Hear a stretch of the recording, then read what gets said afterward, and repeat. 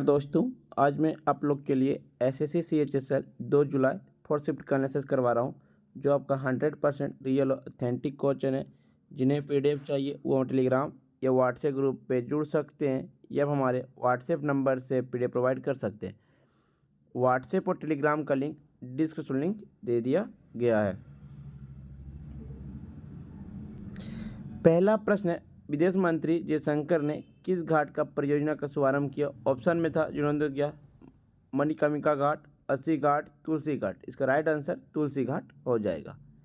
केंद्रीय विदेश मंत्री जयशंकर ने युगांडा के कंपाला की अपनी यात्रा के दौरान वाराणसी की तुलसी घाट बहाली परियोजना का शुभारंभ किया। 2022 से 2025 तक की अवधि के लिए अफ्रीका की ओर से गुटनिरपेक्ष आंदोलन की अध्यक्षता करने के लिए युगांडा का समर्थन किया गया था।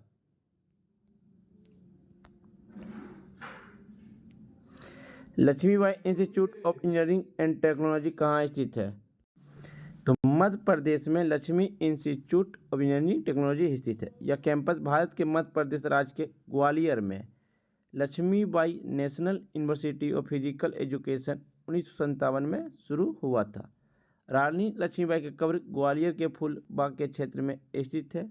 रानी लक्ष्मीबाई को झांसी की रानी भी कहा जाता है। 1857 के भारतीय विद्रोह में एक महत्वपूर्ण छवि था। झांसी की रानी की समाधि कविता प्रसिद्ध कवित्री सुभद्रा कुमारी चौहान के द्वारा रचिता है। एक तक खड़क सिंह बनाम यूपी राज्य मामले में किस अनुच्छेद में? अनुच्छेद 21 में आता है।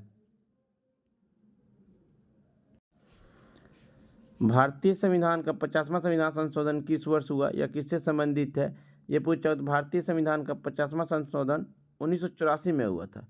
यह सशस्त्र बल या खुफिया संगठनों के लिए स्थापित खुफिया संगठन और दूरसंचार प्रणालियों में कार्यरत व्यक्तियों के मौलिक अधिकारों पर प्रतिबंध के बारे में कहता है। आपराधिक कानून संशोधन अधिनियम 1983। संविधान 61वां संविधान संशोधन अधिनियम 1988 में किया गया कि 21 वर्ष से घटाकर 18 वर्ष का व्यक्ति को वोट देने का अधिकार बना दिया गया।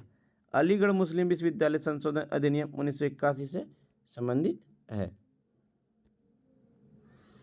एक था विषम योगी पौधे से था, जिसका राइट आंसर 1/6 होगा। 2011 की जनगणना के अनुसार निम्नलिखित में से कौन सा जिला भारत का सबसे अधिक साक्षरता जिला है? सिरछिप जिला। 2011 की जनगणना के अनुसार देश में राष्ट्रीय साक्षरता दर 74.04% है, जिसमें से पुरुष की साक्षरता दर 82.14% है। महिलाओं की साक्षरता दर 65.46% है। केरल ने 93.91 साक्षरता दर के साथ शीर्ष स्थान पर बना रखा है और बिहार 63.8% साक्षरता दर के साथ असमर्थ श्रेणी में अंतिम स्थान पर है। मिजोरम का सिरछिप भारत का सबसे अधिक साक्षर जिला है। मध्य प्रदेश का अलीराजपुर भारत के सबसे कम साक्षर वाला जिला है। लक्षद्वीप 91.85% साक्षरता दर के साथ भारत का सबसे साक्षर केंद्र शासित प्रदेश है। दादर नगर हवेली 76.24 साक्षरता दर के साथ भारत में सबसे कम साक्षरता दर वाला केंद्र शासित प्रदेश है। भारत में पहली बार जनगणना कब हुआ? 1872 ईस्वी में लॉर्ड मेयो के कार्यकाल में। नियमित जनगणना 1881 में लॉर्ड रिपन के कार्यकाल में स्टार्ट हुआ था।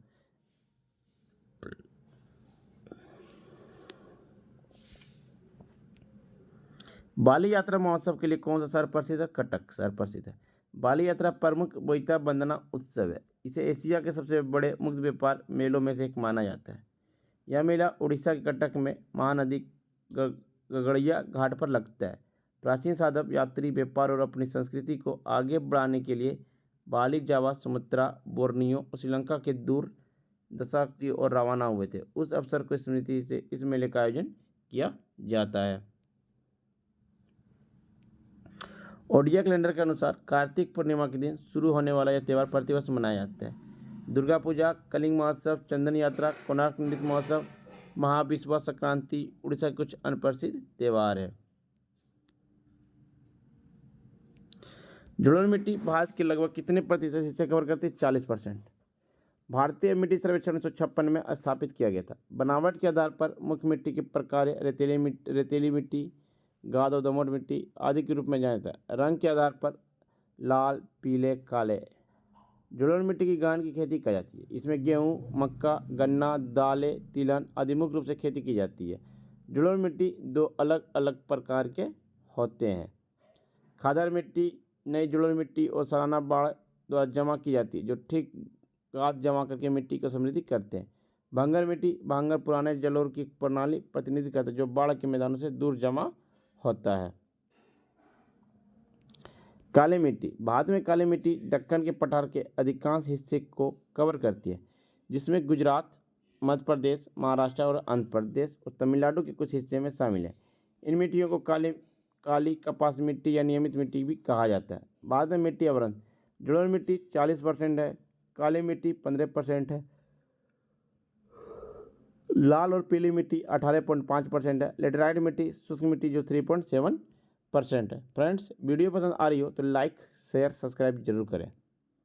1951 में एशियाई खेलों में कितने देशों ने भाग लिया? तो 11 देशों ने भाग लिया। पहली बार एशियाई खेल 1951 में नई दिल्ली में आयोजित हुआ था और पहला स्थान पर जापान रहा था।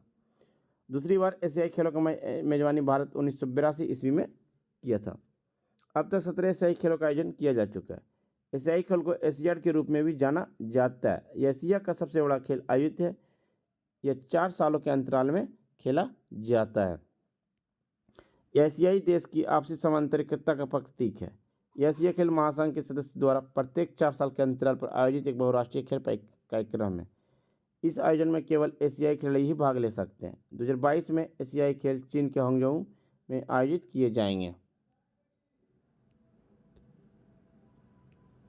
कबड्डी में सुपर टैंकल के लिए कितने डिफेंडर की आवश्यकता होती है? 3।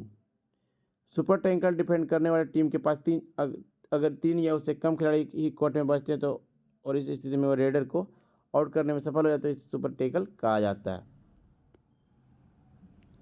निम्नलिखित में किसी संविधान का आत्मा कहाँ माना गया? प्रस्तावना को। प्रस्तावना संविधान के परिचयात्मक भाग के रूप में कार्य करती है और संदेह के मामले में इसका उपयोग किया जाता है। ठाकुरदास भार्गव ने प्रस्तावना को संविधान का आत्मा कहा। N.A. पहलवीवाला ने प्रस्तावना को संविधान का पहचान पत्र कहा। मौलिक कर्तव्य भारत के प्रत्येक नागरिक का दायित्व है और भीमराव अम्बेडकर ने अनुच्छेद 32 को संविधान का आत्मा कहा था। मौलिक अधिकार की सूची। समानता का अधिकार अनुच्छेद 14 से 18 तक है। स्वतंत्रता का अधिकार अनुच्छेद 19 से 22 तक है। शोषण के विरुद्ध अधिकार अनुच्छेद 23 से 24 तक है। धर्म की स्वतंत्रता का अधिकार अनुच्छेद 25 से 28 तक है। संस्कृति और शिक्षा का अधिकार अनुच्छेद 29 और 30 है। संवैधानिक उपचार का अधिकार अनुच्छेद 32 से भीमराव अम्बेडकर ने इसे संविधान का आत्मा कहा था। और संपत्ति का अधिकार अनुच्छेद 31 जो 44वां संविधान संशोधन के द्वारा 1978 में हटा दिया गया, इसे 300 को में जोड़ दिया गया संपत्ति के अधिकार को। भारत की जनगणना 2011 के अनुसार ग्रामीण क्षेत्रों में रहने वाले लोगों की संख्या निम्नलिखित में से किस राज्य में सबसे अधिक निरपेक्ष है? 2011 में भारत राज्य उत्तर प्रदेश में ग्रामीण निवासियों की संख्या सबसे अधिक थी। यहाँ 150 मिलियन ग्रामीण आबादी के बाद यह भारत की कुल ग्रामीण आबादी 18.6 है। बिहार इसी अवधि के दौरान ग्रामीण क्षेत्र में रहने वाले लगभग 92 मिलियन लोगों के साथ दूसरे स्थान पर है। 2011 की जनगणना के अनुसार भारत में 68.84% आबादी ग्रामीण क्षेत्रों में रहती है। 31.26% लगभग शहरी क्षेत्र में रहती है। महाराष्ट्र राज्य में सबसे अधिक आबादी था, जिसमें शहरी 50 मिलियन से अधिक लोग रहते हैं। उदय शंकर एक भारतीय नर्तक थे जिन्हें देश के निर्माण के लिए जाना जाता है। नृत्य का सम्मिश्रण शैली। 1938 में उदय शंकर ने अल्मोड़ा उत्तरांचल में उदय शंकर भारतीय संस्कृत केंद्र की स्थापना की। 1962 में उन्हें संगीत, नृत्य और नाटक के लिए भारत की राष्ट्रीय अकादमी संगीत नाटक अकादमी द्वारा सम्मानित किया गया। 1971 में भारत सरकार ने अपने सर्वोच्च नागरिक पुरस्कार पद्म भूषण से सम्मानित किया गया। फ्रेंड्स, आपको वीडियो पसंद आई हो तो लाइक, शेयर, सब्सक्राइब जरूर करें। जिन्हें PDF चाहिए वो हम टेलीग्राम या व्हाट्सएप ग्रुप पे जुड़ सकते हैं। डिस्क्रिप्शन लिंक दे दिया गया। तब तक के लिए धन्यवाद फ्रेंड्स, मिलते हैं नेक्स्ट वीडियो में। जय हिंद, जय भारत।